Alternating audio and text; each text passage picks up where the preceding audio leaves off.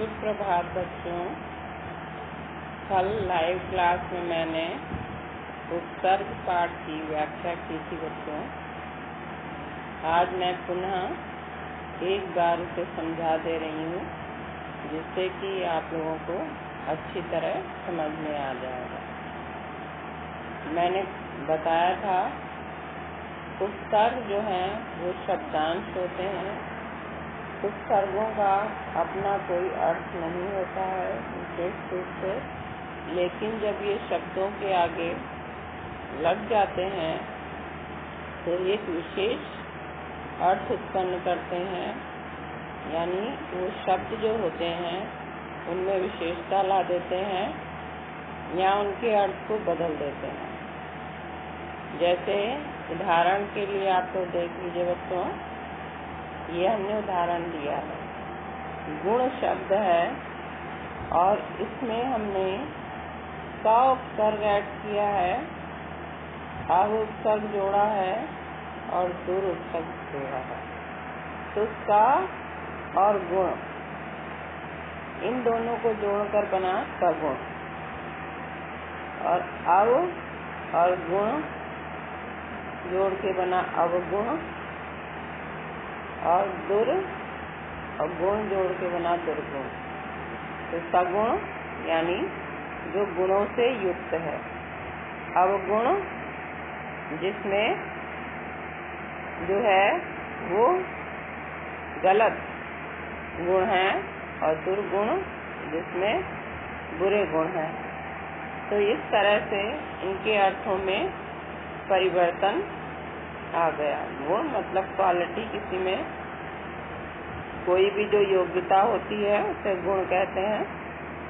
इसी तरह कर्म शब्द, कर्म का अर्थ होता है कार्य कोई भी, और दुष उपसर्ग जोड़ दिया तो बुरा कर्म हो गया।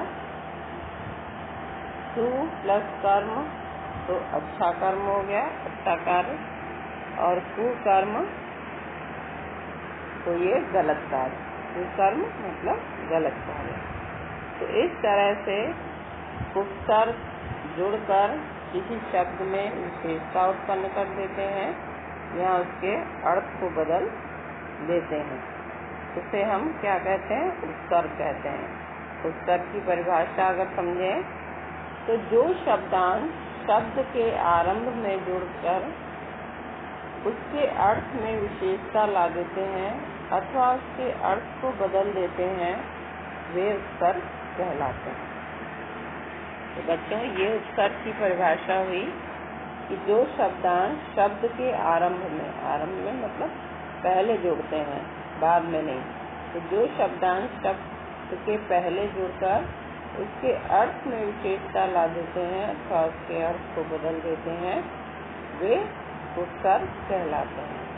और हिंदी में 4 प्रकार के उपसर्गों का प्रयोग होता है। और मैंने आप लोगों को बताया था कि हिंदी में जो है 4 प्रकार के उपसर्गों का प्रयोग होता है। पहला है संस्कृत के उपसर्ग, दूसरा है हिंदी के उपसर्ग, तीसरा है उर्दू के उपसर्ग, और चौथा है उपसर्गों की तरह प्रयोग किए जाने वाले संस्कृत के अव्यय। तो उपसर्गों की तरह प्रयोग किए जाने वाले संस्कृत के अव्यय। अब हम बच्चों एक एक करके सारे उपसर्गों को समझ लेंगे। अब देखिए, पहले मैंने बताया था संस्कृत के उपसर्ग। मैं बताया था कि हमारी भाषा की उत्पत्ति जो है वो संस्कृत भाषा से हुई है, इसलिए हिंदी भाषा में संस्कृत के उपसर्गों का, संस्कृत शब्दों का होना अनिवार्य है। तो संस्कृत के उपसर्ग हैं अ, अप, सु। आ का अर्थ नहीं यहाँ भाव के लिए प्रयोग किया जाता है। इसका जो अर्थ है वो नहीं, या किसी चीज में कोई अभाव या कमी होना जो होता है वो कहलाता है आ उपसर्ग के प्रयोग से वह भाव आता है बच्चों। तो इससे बनने वाले शब्द हैं अज्ञान, यानी ज्ञान न होना। अखंड यानी जिसके हम टुकड़े नहीं कर सकते, खंड नहीं कर सकते हैं, वो चीज़ है अखंड यानी पूर्ण। अधर्म, जहाँ धर्म ना हो वहाँ पर अधर्म होता है। तो बच्चों दूसरा शब्द है अप। अप जो है वो किसी शब्द में जुड़कर ये भाव लाता है बुरा, नीचा, हीन। तो अपमान यानी जिसको सम्मान न दिया जाए है, जिसके साथ गलत व्यवहार किया जाए, वो होता है अपमान। अपकार, जिस व्यक्ति पर हम उपकार नहीं करते हैं तो वो है अपकार। और अपशब्द, जो गलत शब्दों का प्रयोग करते हैं, बुरे शब्दों का प्रयोग करते हैं, वो है अपशब्द। अपकार मतलब किसी की भलाई न करना, है ना, तो उसे हम कहते हैं अपकार। अब सुशब्द है। सुशब्द का अर्थ अच्छा या शुभ के लिए होता है। इससे बनने वाले शब्द हैं सुपुत्र, सुमार्ग, सुमति। सुपुत्र अच्छा पुत्र, सुमार्ग सुंदर मार्ग, अच्छा मार्ग, और सुमति अच्छी बुद्धि। तो बच्चों ये थे संस्कृत के उपसर्ग आ, अप, सु, और इनसे बनने वाले शब्द आ से अज्ञान, अखंड, अधर्म, और अप से अपमान, अपकार, अपशब्द। सु से बनने वाले शब्द हैं सुपुत्र, सुमार्ग, सुमति। हेलो बच्चों, अब हम देखेंगे हिंदी के उपसर्ग। हिंदी के उपसर्ग मैंने बताए थे, ऐसे तो बहुत से हैं लेकिन कुछ उदाहरण के रूप में मैंने लिए। अध, नी, भर। अब अध का अर्थ होता है आधा, तो इससे बनने वाले शब्द हैं अधपका, यानी जो पूरी तरह से पक नहीं पाया है उस चीज को कहते हैं अधपका। अधजला, जो पूरी तरह से जला नहीं है। अधखिला, जो पूर्ण रूप से विकसित नहीं है, पूर्ण रूप से खिला नहीं है, उसे कहेंगे अधकला। जैसे अधखिला पुष्प, फूल। अधजला और अधपका। अधपका खाना, अधजला बैंगन। तो इस तरीके से हम इन शब्दों का प्रयोग करते हैं। अध माने आधा, और इससे बनने वाले शब्द हैं अधपका, अधजला, अधखिला। नी, नी का जो अर्थ होता है वो रहित या बिना। तो निडर, जिसे डर नहीं है, जो डर से रहित है उसे कहते हैं निडर। निठल्ला, निठल्ला जो व्यक्ति खाली बैठा रहता है ना, बेकार जो है उसे कहते हैं निठल्ला। निकम्मा, जिसके पास कोई काम नहीं है, जो काम से रहित है, तो उसे कहते हैं निकम्मा।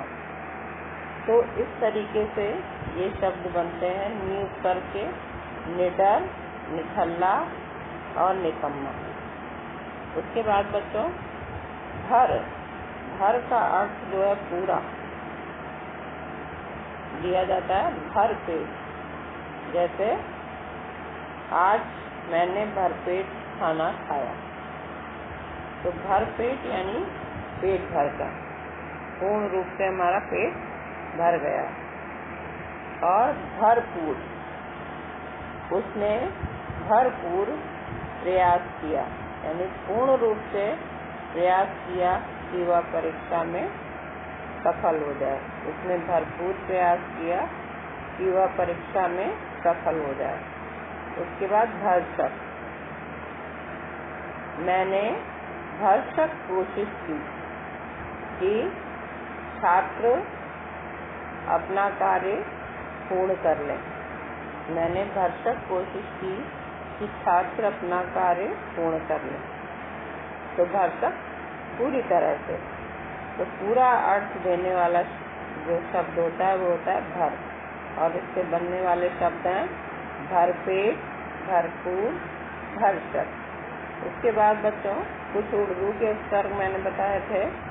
तो उर्दू के उपसर्ग हैं खुश, बद, ला। अब खुश तो प्रसन्न, अच्छा, ये अपने आप में एक शब्द भी है, खुश, मैं बहुत खुश हूँ आज। तो इस तरीके से ये उपसर्ग है उर्दू का, और इससे बनने वाले शब्द हैं खुशनसीब। खुशनसीब जिसकी अच्छी किस्मत, अच्छा नसीब है, उसे कहते हैं। खुशखबरी, कोई अच्छी खबर मिलना, उसे कहते हैं खुशखबरी। खुशबू, खुशबू मतलब अच्छी जो सुगंध होती है उसे हम कहते हैं खुशबू, ठीक है ना। जो अच्छी सुगंध होती है उसे हम कहते हैं खुशबू। उसके बाद दूसरा शब्द है बच्चों बद। बद का अर्थ होता है बुरा, बुरे अर्थ में प्रयोग किया जाता है बदनाम। बदनाम, बुरे नाम वाला। बदचलन, जिसका चाल चलन ठीक ना हो, उसे कहते हैं बदचलन। बदबू यानी बुरी गंध, जो बुरी गंध होती है उसे हम बच्चों कहते हैं बदबू। ठीक, कितनी गंदगी है, बदबू आ रही है। तो इस तरीके से इन शब्दों का प्रयोग होता है। ला, ला बिना के अर्थ में प्रयोग किया जाता है, जैसे शब्द बना ला इलाज, लापता, लाजवाब। तो इस तरह बच्चों ला इलाज जो इलाज रहित है, जैसे वैसे तो पहले माना जाता था कि कैंसर ला इलाज बीमारी है, लेकिन आजकल हम इस जो ये महामारी चल रही है कोरोना की, उसमें हम कोरोना के लिए भी कह सकते हैं कि कोरोना का रूप बदलता जा रहा है, और उसके लिए जो दवाएं बनाई जा रही हैं वो पूर्ण रूप से पर्याप्त नहीं है। तो कोरोना भी अगर इसको ले लें तो ये लाइलाज बीमारी है, ठीक है ना। और लापता, जिसका कोई पता ना हो, तो उसे हम कहते हैं लाजवाब, लापता। जो खो गया है उसे भी लापता, और जिसका कोई पता ना मालूम हो। लाजवाब, जिसका कोई जवाब ना हो, तो जवाब से जो रहित है, जवाब के बिना है, उसे हम कहते हैं लाजवाब। तो इस तरह बच्चों उर्दू के अक्षर खुश से बनने वाले शब्द हैं खुशनसीब, खुशखबरी, खुशबू। बद से बनने वाले शब्द हैं बदनाम, बदचलन, बदबू। और ला, ला से बनने वाले शब्द हैं लाइलाज, लापता और लाजवाब। तो ये बच्चों उर्दू के अक्षर थे। उसके बाद उपसर्गों की तरह प्रयोग किए जाने वाले संस्कृत के अव्यय। कुछ संस्कृत के अव्यय हैं जिन्हें हम उपसर्गों की तरह प्रयोग करते हैं बच्चों। तो ये अव्यय कौन से हैं? देखिए, सत अव्यय है, चिर अव्यय है और स्व अव्यय है। तो सत का अर्थ होता है अच्छा। इससे बनने वाले शब्द हैं बच्चों सद्गुण, जो अच्छे गुण होते हैं उसे कहते हैं सद्गुण। सत्कार, किसी का आदर सम्मान जो करना होता है, अच्छी तरह उसका सम्मान करना कहलाता है सत्कार। सत्धर्म, जो अच्छा धर्म है ना, उसे हम कहते हैं सत्धर्म। तो बच्चों इस तरह सत अव्यय से बनने वाले शब्द हैं सद्गुण, सत्कार, सत्धर्म। और चिर, चिर अव्यय है, चिर का अर्थ होता है बहुत, और इससे बनने वाले शब्द हैं चिरंतर, जो बहुत समय से रहने वाला, मतलब पीछे से आदि से रहने वाला, पुराने समय से रहने वाला जो है उसे कहते हैं चिरंतर। चिरायु, चिरायु दीर्घ आयु वाला, उसे कहते हैं बहुत आयु वाला, उसे कहते हैं चिरायु। जैसे आशीर्वाद भी देते हैं संस्कृत में, कहते हैं चिरायु भव, यानी दीर्घजीवी बनो, लंबी आयु वाले बनो। चिरकाल, बहुत समय से रहने वाला, चिरकाल। तो इस तरह शब्द बच्चों चिर अव्यय से बने चिरंतन, चिरायु, चिरकाल। और स्व उपसर्ग है, स्व अव्यय है और इससे बनने वाले शब्द हैं। स्व अपने के अर्थ में प्रयोग किया जाता है और इससे बनने वाले जो शब्द हैं बच्चों वो हैं स्वदेश, स्वाभिमान और स्वधर्म। स्वदेश अपना देश, स्वाभिमान अपने ऊपर अभिमान और स्वधर्म अपना धर्म। तो इस तरह से बच्चों ये जो हैं आप लोगों के उपसर्गों की तरह प्रयोग किए जाने वाले संस्कृत के अव्यय हैं। तो अब हम सार रूप में बता देते हैं कि उपसर्ग जो हैं वो शब्दांश हैं जो शब्दों के आगे जुड़कर उसके अर्थ में विशेषता ला देते हैं। उपसर्गों का वैसे कोई अपना विशेष अर्थ नहीं होता, लेकिन जब ये शब्दों के आगे जुड़ते हैं तो शब्द में परिवर्तन, शब्द के अर्थ में परिवर्तन कर देते हैं। उपसर्ग हिंदी में 4 प्रकार के उपसर्गों का प्रयोग होता है बच्चों। संस्कृत के उपसर्ग, हिंदी के उपसर्ग, उर्दू के उपसर्ग और उपसर्गों की तरह प्रयोग किए जाने वाले संस्कृत के अव्यय। तो बच्चों ये था पाठ का एक्सप्लेनेशन, यानी पाठ की व्याख्या थी बच्चों। अब हम पाठ से संबंधित प्रश्नों के उत्तर आपको बताएंगे। बच्चों पहला प्रश्न है, उपसर्ग किसे कहते हैं स्पष्ट कीजिए। तो पहला प्रश्न है, उपसर्ग किसे कहते हैं स्पष्ट कीजिए।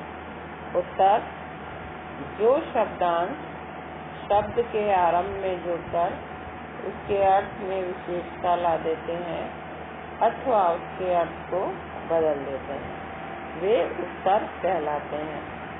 जैसे सा प्लस गुण, सा धन गुण, सगुण, दुर्धन गुण, दुर्गुण, विधन ज्ञान या ज्ञान, विज्ञान। तो देखिए सब में अर्थ में परिवर्तन हो गया। गुण यानी गुणों युक्त, दुर्गुण बुरा गुण और विज्ञान जो विशेष रूप का ज्ञान। ज्ञान माने विद्या में जो भी जानकारी है और विज्ञान विशेष ज्ञान जो है उसे कहते हैं विज्ञान। हिंदी भाषा में कितने उपसर्ग होते हैं? तो हिंदी भाषा में 4 प्रकार के उपसर्गों का प्रयोग होता है। संस्कृत के उपसर्ग, हिंदी के उपसर्ग, उर्दू के उपसर्ग और चौथा है उपसर्गों की तरह प्रयोग किए जाने वाले संस्कृत के अव्यय। संस्कृत के उपसर्ग, हिंदी के उपसर्ग, उर्दू के उपसर्ग, उपसर्गों की तरह प्रयोग किए जाने वाले संस्कृत के अव्यय। प्रश्न 3 है बच्चों, उपसर्गों की तरह प्रयोग किए जाने वाले संस्कृत के कोई 5 अव्यय लिखकर उनसे संबंधित शब्द भी लिखने हैं। तो हम संस्कृत के अभी 5 अव्यय आपको बता रहे हैं। मैंने 3 तो अभी व्याख्या करते हुए बताए हैं, अब यहाँ पर हमें 5 लिखने हैं। तो बच्चों जैसे सत, सत से बना शब्द सत्कार और सतधर्म। सत अव्यय है संस्कृत का और इससे बनने वाले शब्द हैं सत्कार और सतधर्म। अंतर, अंतर भी संस्कृत का अव्यय है और इससे शब्द बने अंतर आत्मा। अपने अंदर की आत्मा में झांक कर देखो, ईश्वर तुम्हें वहीं मिलेंगे। अंतर्राष्ट्रीय, आजकल कोरोना काल में अंतर्राष्ट्रीय उड़ानें बंद कर दी गई हैं। तो बच्चों इस तरह से इन शब्दों का प्रयोग होता है। पुरा, पुरा से पुरातन और पुरातत्व। ठीक है, पुरातन मतलब प्राचीन समय, पहले का समय, और पुरातत्व माने पुराने तत्व जो हमें या पुराने जो भी चीज़ें हमें मिलती हैं पुराने समय से संबंधित, तो वो पुरातत्व विभाग में रखी जाती हैं। जैसे म्यूजियम वगैरह होता है तो उसमें। चिर से बनने वाले शब्द हैं चिरायु, चिरकाल। चिर संस्कृत का अव्यय है और इससे बनने वाले शब्द चिरायु और चिरकाल। स्व अव्यय से बने हैं शब्द स्वदेश और स्वाभिमान। सह भी संस्कृत का अव्यय है। सह माने साथ, सहमत। किसी के मत से जो है वो इत्तेफाक रखना, मत के जो है साथ रहना, किसी भी राय के साथ रहना, सहमत। यानी सबकी विचारधारा जो एक जैसी होती है वहाँ पर सहमत होते हैं। सहपाठी जो साथ पढ़ने वाला है, तो जो एक साथ का मत है या एक साथ एक जैसी राय है उसे कहते हैं सहमत। और सहपाठी जो साथ पढ़ने वाला है उसे कहते हैं सहपाठी। तो बच्चों फिर से देख लीजिए एक बार, उपसर्ग किसे कहते हैं स्पष्ट कीजिए। जो शब्दांश शब्द के आरंभ में जुड़कर उसके अर्थ में विशेषता ला देते हैं अथवा उसके अर्थ को बदल देते हैं वे उपसर्ग कहलाते हैं। जैसे सधन गुण सगुण, दुर्धन गुण दुर्गुण, विधन ज्ञान विज्ञान या विज्ञान। हिंदी भाषा में कितने उपसर्ग होते हैं? तो हिंदी भाषा में 4 प्रकार के उपसर्गों का प्रयोग होता है। संस्कृत के उपसर्ग, हिंदी के उपसर्ग, उर्दू के उपसर्ग, और चौथा है उपसर्गों की तरह प्रयोग किए जाने वाले संस्कृत के अव्यय। बच्चों प्रश्न 3 है, उपसर्गों की तरह प्रयोग किए जाने वाले संस्कृत के कोई 5 अव्यय लिखकर उनसे संबंधित शब्द लिखिए। तो अव्यय है सत, सत से बनने वाला शब्द है सत्कार, सतधर्म। अंतर से बनने वाला शब्द है अंतरात्मा, अंतर्राष्ट्रीय। पुरा अव्यय से बनने वाले शब्द हैं पुरातन, पुरातत्व। चिर से बनने वाले शब्द हैं चिरायु, चिरकाल। स्व अव्यय से बनने वाले शब्द हैं स्वदेश, स्वाभिमान। सह अव्यय से बनने वाले शब्द हैं सहमत और सहपाठी। अब बच्चों एक प्रश्न मैं आप लोगों को गृह कार्य के लिए दे रही हूँ, जिसमें कुछ अव्यय शब्दों को और उपसर्गों को मैं दे रही हूँ जिनसे आप लोगों को शब्द बनाने हैं।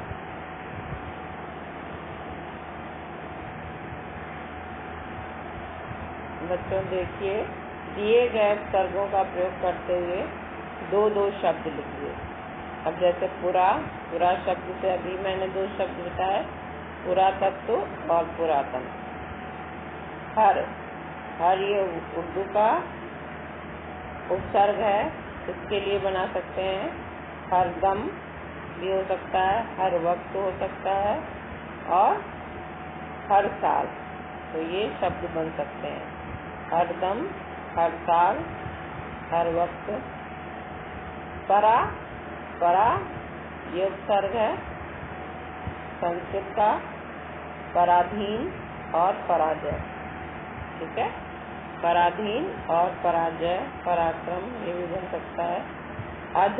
अध का अर्थ मैंने आप लोग को बताया कि अध का अर्थ क्या होता है? आधा। और इससे बनने वाले शब्द क्या हो जाएंगे? अध जला, अध पका, या कोई और शब्द अध खिला। ठीक है, अध मरा, ये भी बना सकते हैं। अब गैर ये क्या है? ये भी उर्दू का, गैर शब्द से ही पता चल रहा है कि ये उर्दू का जो है शब्द है। इसका अर्थ होता है विरुद्ध या भिन्न, जो जरूरी है उससे भिन्न या विरुद्ध होना। जैसे गैर कानूनी, जो कानून के विरुद्ध है वैसा काम करना क्या होता है? गैर कानूनी। और उसके बाद गैर हाजिर, हाजिर माने होता है उपस्थित होना, और गैर हाजिर मतलब उपस्थित, अनुपस्थित। उपस्थित न होना उसको कहते हैं गैर हाजिर। जैसे गवाह जो है अदालत में गैर हाजिर है। तो इस तरह से बच्चों ये शब्द हैं। इससे पहले आया था हर शब्द बच्चों। हर का अर्थ होता है प्रत्येक। ये भी क्या है, उर्दू का ही उपसर्ग है। तो हर दम या हर वक्त, यानी हर दम हर समय, और हर वक्त भी का अर्थ भी हर समय, और हर साल प्रत्येक साल। ठीक है, तो ये है। उसके बाद है अव। अव बच्चों ये संस्कृत का उपसर्ग है। जैसे इससे बनने वाले शब्द हैं अवगुण। ठीक है बच्चों, अवगुण या अवशेष। ठीक है, जो शेष ना हो, जो पुराने समय के वस्तुएं होती हैं या कोई चीज मिलती है तो उसे कहते हैं अवशेष। ये पुराने समय के अवशेष हैं। जैसे कोई मंदिर पुराना है तो उनको कहेंगे ये पुराने समय के अवशेष हैं। तो इस तरह से अवशेष। अव का अर्थ जो होता है वो भी बुरा, नीचा या हीनी होता है। और अवकाश, अवकाश भी बन सकता है, जैसे छुट्टी। तो इस तरह से बच्चों अवशेष, अवकाश, अवगुण इस तरह से शब्द बन सकते हैं। अभी, अभी बच्चों ये भी संस्कृत का है। इसका अर्थ होता है सामने या ओर, सामने या ओर। तो अभियान बन सकता है इससे बच्चों। अभिनेता, अभिमान ये शब्द जो हैं इससे बन सकते हैं। वी से बनने वाले शब्द हैं विज्ञान, विदेश। उसके बाद मी ये हिंदी का उपसर्ग है और इससे बनने वाले शब्द हैं निडर और बच्चों इसमें मैंने बताया था निकम्मा, निठल्ला। तो निडर, निकम्मा, निठल्ला इस तरह से बना सकते हैं। सह संस्कृत का अव्यय है। इससे बनेगा सहमत, सहपाठी। ला उर्दू का उपसर्ग है और इससे बनने वाले शब्द हैं लाइलाज, लापता। और इसके बाद बच्चों सु जो है ये संस्कृत का उपसर्ग है। सुपुत्र, सुमार्ग, सुमति। तो इस तरह से बच्चों आप लोग शब्द बना लेंगे। ये आप लोगों का गृह कार्य है। और इसके बाद भी यदि आपको कोई समस्या आती है बच्चों तो आप मुझसे पूछ सकते हैं बच्चों। धन्यवाद।